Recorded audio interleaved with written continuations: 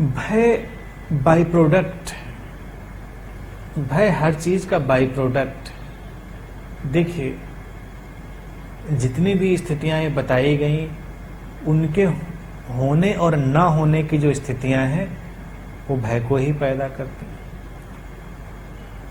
क्रोध की स्थिति भय पैदा करेगी, क्रोध घट गया तो भय की छायाओं को लेकर आएगा।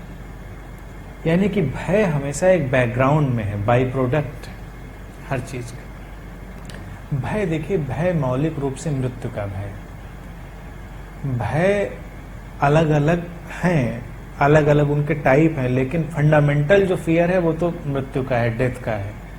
अगर कोई व्यक्ति उस फंडामेंटल फियर से मुक्त हो जाता है तो फिर कोई चीज उसको डरा नहीं सकती, और फिर ये सारे जो मानसिक विचलन है, मानसिक अवरोध हैं, वो भी काम नहीं करेंगे, क्योंकि ये सब भी व्यक्ति को बचाए रखने के उपाय हैं। भय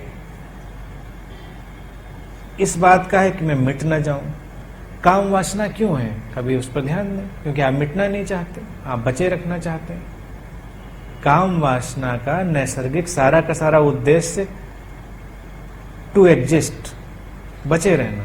और अब अगर आपकी रुचि नहीं है बचे रहने में, तो आपकी रुचि उधर से भी जाती रहेगी। लोभ, मैं और इकट्ठा कर लूं, और चीजें संचित कर लूं, और मेरे पास आ जाए, इसलिए क्योंकि कल इस्तेमाल करेंगे।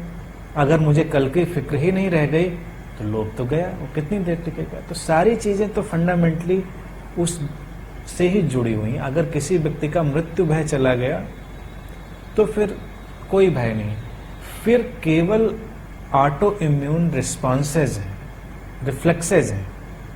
आग लगी, आप रिफ्लेक्स में दूर हो जाएंगे, लेकिन भय नहीं है ये। अगर तब भी आप आग में खड़े रहे तो इसको जड़ता और मूर्खता कहेंगे, इसको ये नहीं कहेंगे आप भय मुक्त हैं। ट्रक आ रहा है, आप सड़क पे खड़े हुए हैं, आप कहेंगे मैं तो डरता नहीं, मैं नहीं डरता, तो ये कहा जाएगा आप अब बुद्धिहीन हो गए हैं। एक संबुद्ध व्यक्ति जा रहा होगा, ट्रक आ जाएगा, वो किनारे हो जाएगा, तो आप कहेंगे लोग डर गए। वो डरा नहीं है, ये तो विवेक है। ऐसा नहीं कि मृत्यु से डरा है, लेकिन ऐसी बातों का भी तो कोई औचित्य नहीं है, इसमें कोई बुद्धिमत्ता तो है नहीं। सांप निकलेगा, उस क्षण जो प्रतिक्रिया होगी वो आप करेंगे। बस ये तय है कि आप उसको मारने की कोशिश नहीं करेंगे, आप उससे लड़ाई नहीं लड़ेंगे, आप हो सकता है किनारे हो जाएं, कुछ भी है। वो अप्रत्याशित, अनप्रेडिक्टेबल हो सकता है, इसीलिए उसका कोई चार्ट भी बनाना मुश्किल है कि क्या करेगा व्यक्ति उस समय। लेकिन जब भय जाता है तो मृत्यु भय ही जाता है। व्यक्ति प्रसिद्ध होना चाहता है इसलिए क्योंकि मरने के बाद भी लोग याद रखें। अब ये कितनी बड़ी आयरनी है, तुमको याद भी रखेंगे तो तुम्हें क्या पता चलेगा।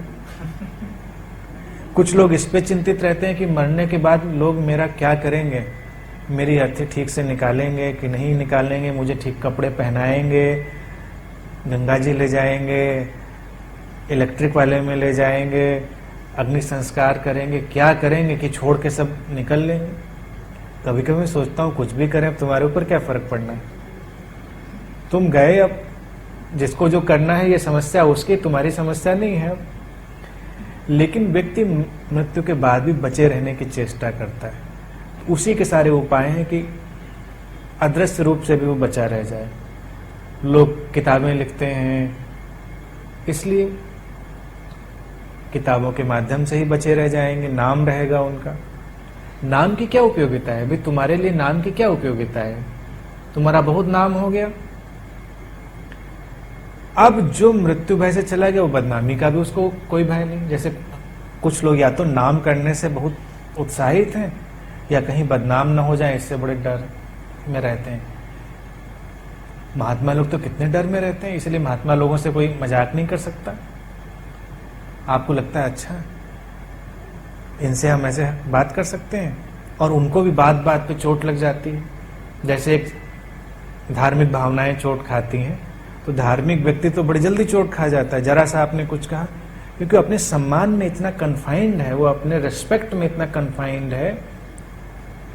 जो मृत्यु भय से मुक्त हो गया वो न तो नाम की चिंता है, न उसको बेनाम की चिंता है, न बदनामी की चिंता, किसी चीज की चिंता नहीं। क्या करना, नाम हो जाएगा तो क्या होगा तुम्हारे जाने के बाद, और तुम्हारे नाम को लोग अच्छे से नहीं याद रखेंगे तब भी क्या होगा तुम्हारे जाने के बाद? कुछ भी नहीं, सब चीजें वैसे ही खत्म हो जानी है। लोग तुमको राम मानेंगे या तुमको रावण मानेंगे, तुमको क्या फर्क पड़ता है? कोई फर्क नहीं पड़ता। तो ये सारे खेल केवल तब तक के हैं जब तक व्यक्ति भय में है, उसके बाद सब चीजें सिमट कर खत्म हो जाती हैं। तो एक साधक जब धीरे धीरे साधना में प्रवेश करता है तो वो एक प्रकार की मृत्यु में ही जाता है, कहीं महामृत्यु में। वो उसके मन की मृत्यु है। शरीर तो निर्दोष है, असली मृत्यु तो मन की है, जहां पर सारा उलझाव है। वही तो हमको दोबारा जन्म दिलवाता है, वही हमारी वृत्तियां, वही हमारी इच्छाएं, वही हमारे भय, वही वासनाएं। साधक तो अपने मन को समाप्त कर रहा है, वो तो ग्रेट डेथ जिसको कहते हैं महामृत्यु में जा रहा है। और अस्तित्व का नियम भी बड़ा विचित्र है।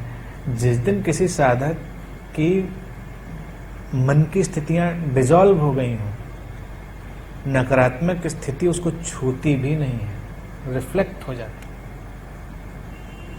रिफ्लेक्ट हो जाती या आर पार गुजर जाती। तुम्हारा मन ही उस ऊर्जा को पकड़कर रोक लेता है। तो ऐसा ही हो जाता है साधक। तो उसको तो काम ही अपने मन की मृत्यु पर करना, फिर कोई चीज नहीं बांधेगी उसको।